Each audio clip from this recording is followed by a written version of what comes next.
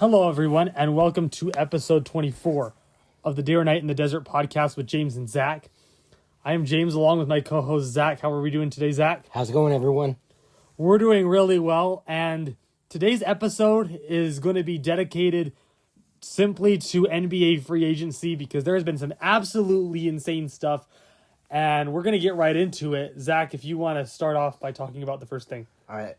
The first thing is the Milwaukee Bucks are trading Giannis Antetokounmpo and Bobby Portis to the Miami Heat for Tyler Hero, Khalil Ware, Yami Yakas Jr., Kasparis Yaku Sionos, 3 first-round picks, including the number 13, 1 pick swap, and 1 second-rounder. Sources tell Shams Charania. Well, this is obviously a big trade in the NBA. Giannis Antetokounmpo to the Miami Heat is the biggest part of that trade. They'll also get Bobby Portis in that deal. Giannis and Bam is going to be a very, very interesting duo, I think. I think that they're two really good bigs. And Giannis, as an addition to that Miami Heat team, is going to be a great asset in the paint. And he's obviously an elite scorer. He does struggle at times from three-point range and from mid-range, but he has been a great asset to this Miami Heat team. I think that it's going to be a good trade for Miami. I do have some questions regarding kind of the way this team is going to play because of just them not having a lot of shooters, trading Tyler Hero and a number of other good shooters. I am a little bit worried about that, but I do think that it's going to ultimately be a good trade for Miami, but ultimately not enough to get them over the hump and win a championship. What are your thoughts, Z? I was not shocked at all. I kind of figured Giannis was on his way out of Milwaukee. He did a lot of great things with his time there, and it was time for him to move on because he did want to step away from the Milwaukee Bucks and go on to another team and have a super team somewhere else, wherever he was going to go. And I'm glad that he's going to Miami where he can ultimately win another championship with whoever is down there with him. I just am really excited to see what Tyler Hero, Khalil Ware, Yami Yakas Jr., Kasparis Yakusionis can do in Milwaukee with those guys. I think that team is going to be stacked for a really long time. It'll be interesting to see how they come to be a part of that team. But I like the odds with the Milwaukee Bucks. They won that trade fair and square. I think the Milwaukee Bucks are just going to be deadly. And Miami, I don't know if they're going to struggle or not. I just don't see them ultimately winning a championship for 2-3 years. They need another guy to go play alongside Giannis, Bobby Portis, and all those guys.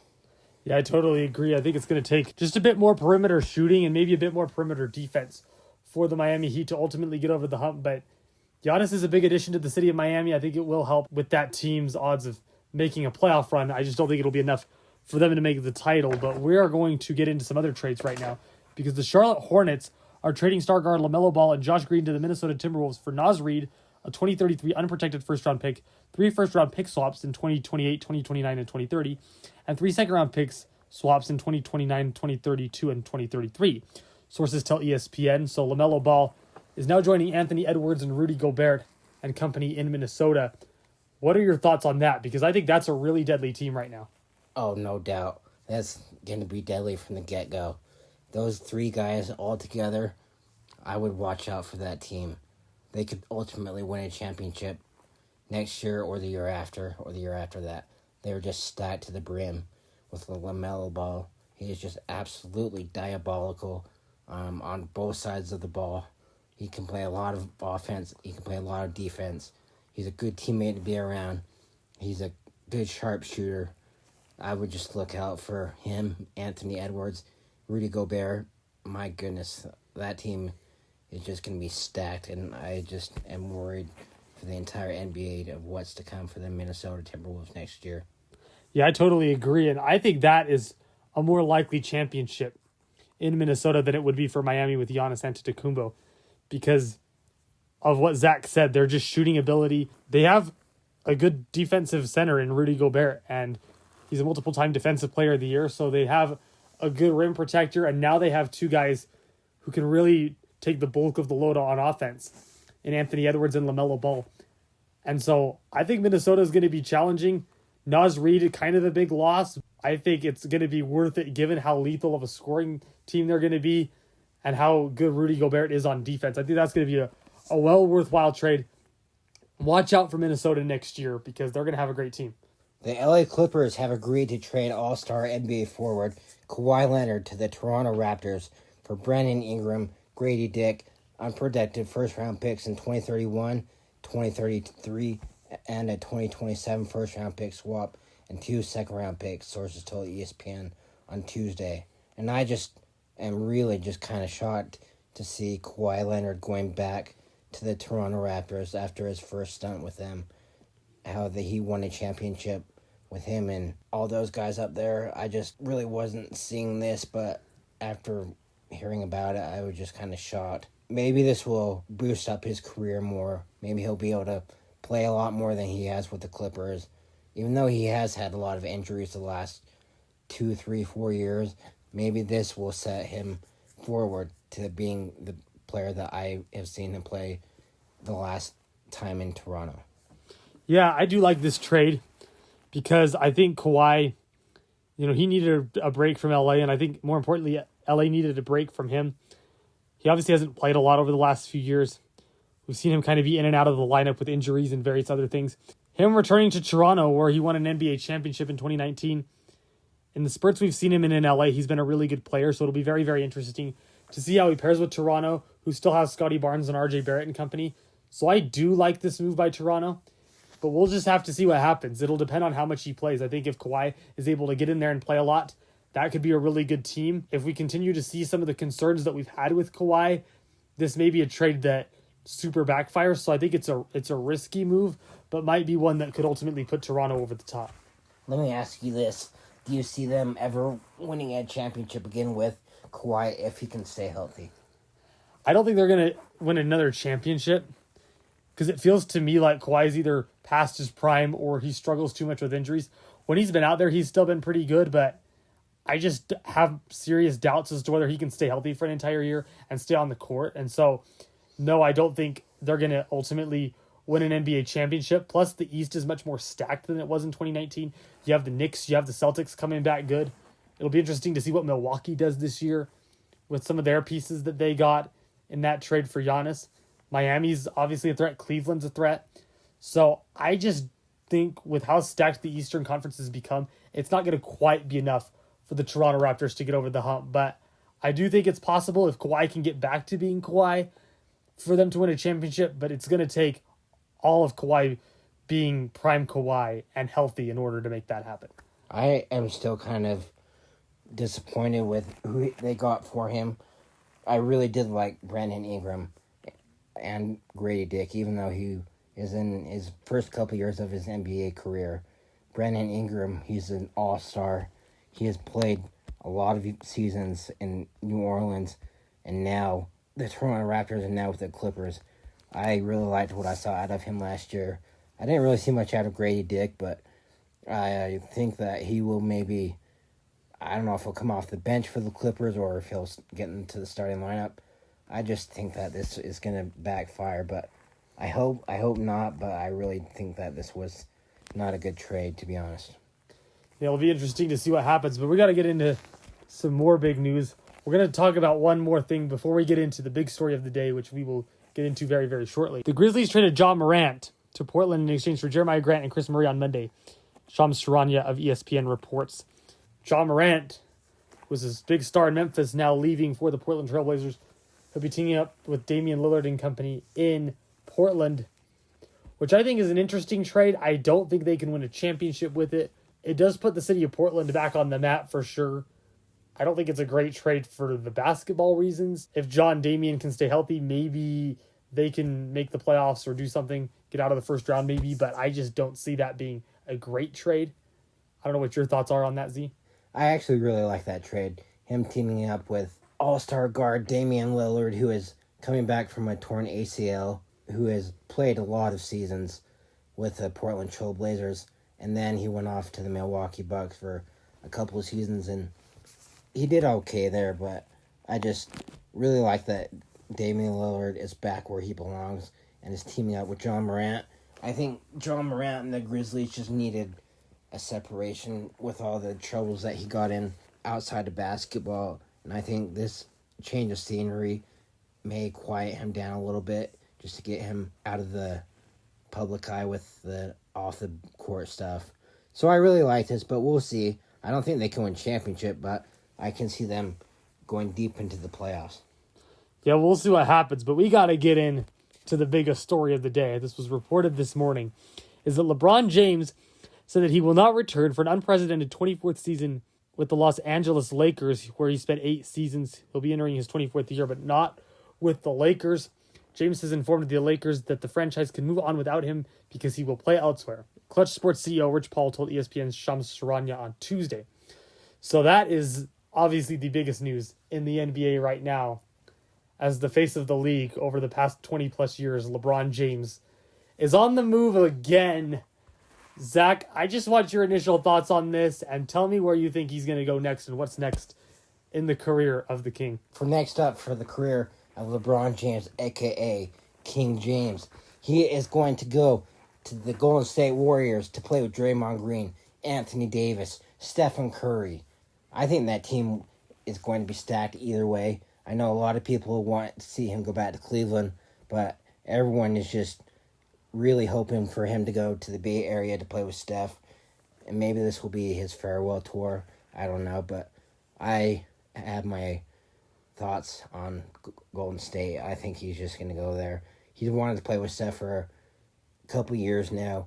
Now with him entering his final season, hopefully, this will be a farewell tour. I would really like to see this happen, but I don't know about you, James. What are your thoughts? I think Zach's right. I think he is going to end up playing for the Golden State Warriors, although given that it's LeBron James, you never really know what he's actually going to do.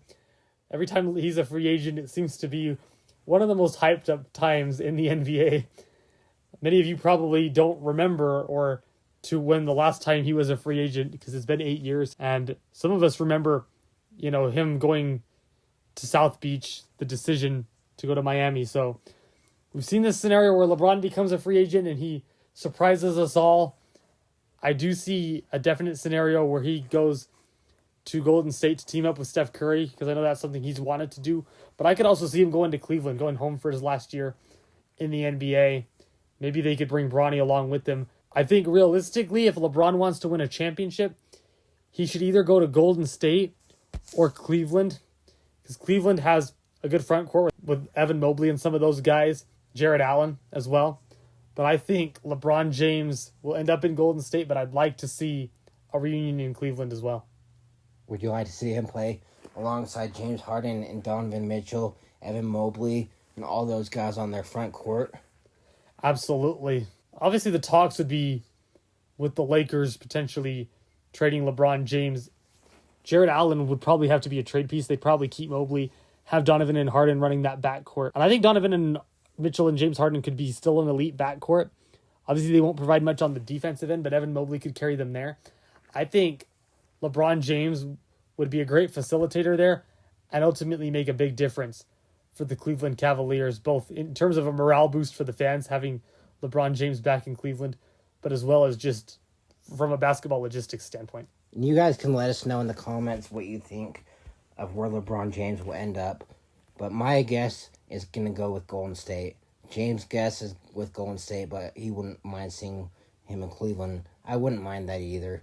It is his hometown, but I would like him to play with Steph, Draymond, Klay Thompson, AD, and those guys down there in the Bay Area for 1 year. So we'll see what happens. But this was a huge story today, and I know everyone wants to hear about what LeBron's going to do because he's the greatest player of all time. Totally agree.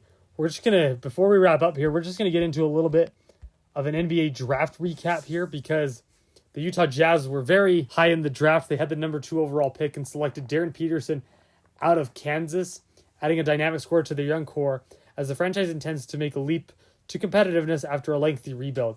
It's the second consecutive year the Jazz used their lottery pick on a player who's declined to visit Utah during the pre-draft process, as Ace Bailey didn't visit Utah last year, but has ultimately fit in really well with the team. We did not get BYU freshman AJ DeBonsa with the number 1 overall pick in the NBA draft, which I know a lot of people were rooting for AJ to come here. DeBonsa and Peterson were both considered the top prospects in the draft. There was a ton of debate as to who would go number 1. Cam Boozer was also in that conversation, ultimately ended up going to Memphis. I do like how we ended up in the draft. If Darren Peterson can stay healthy, I think he could be a big star in this league. Just give me your thoughts on that, Zach. I really liked how we came away with Darren Peterson. I think he can be a star athlete for years to come, and he will be the face of the franchise from day one, as he has already been. I really like his game. He can play both sides of the ball. He knows what to do on offense. He can play a little bit of defense, but he is the offensive general, and I can't wait to see what he can do alongside a lot of our young core.